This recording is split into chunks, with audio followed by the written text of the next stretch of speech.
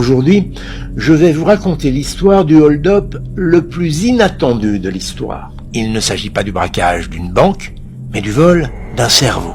Attention, pas n'importe lequel, celui d'Albert Einstein, un des plus grands génies du XXe siècle. Le 18 avril 1955, le savant le plus célèbre de la planète, Albert Einstein, rend son dernier souffle à l'hôpital de Princeton, dans le New Jersey, aux États-Unis. Il avait 76 ans. L'annonce de son décès fait l'effet d'une bombe.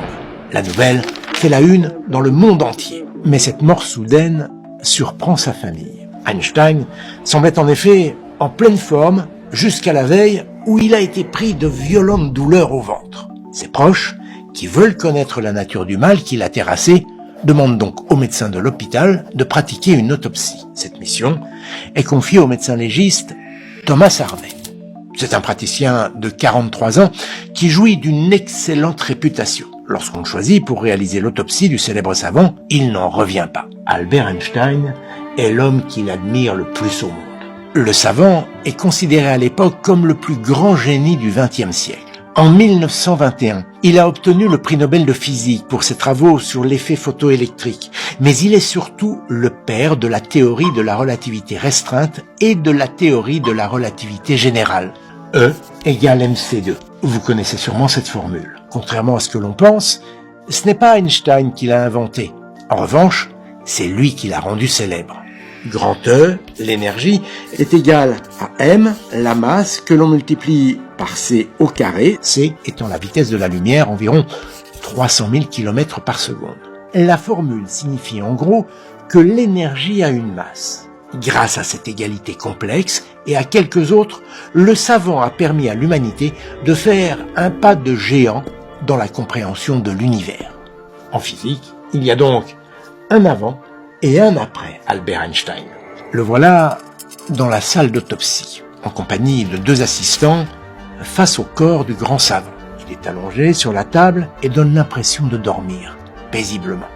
Souvenez-vous, la veille de sa mort, Einstein se plaignait de violentes douleurs au ventre. Le docteur Harvey commence donc par s'intéresser aux organes de l'abdomen.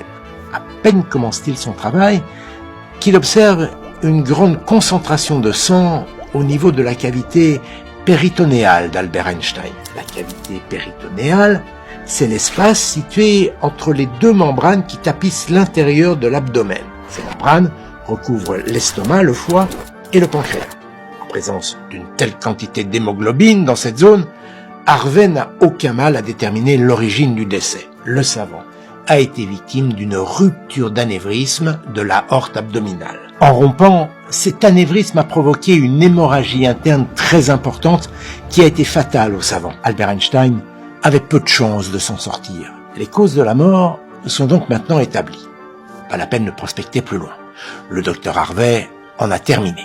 Enfin, pas tout à fait.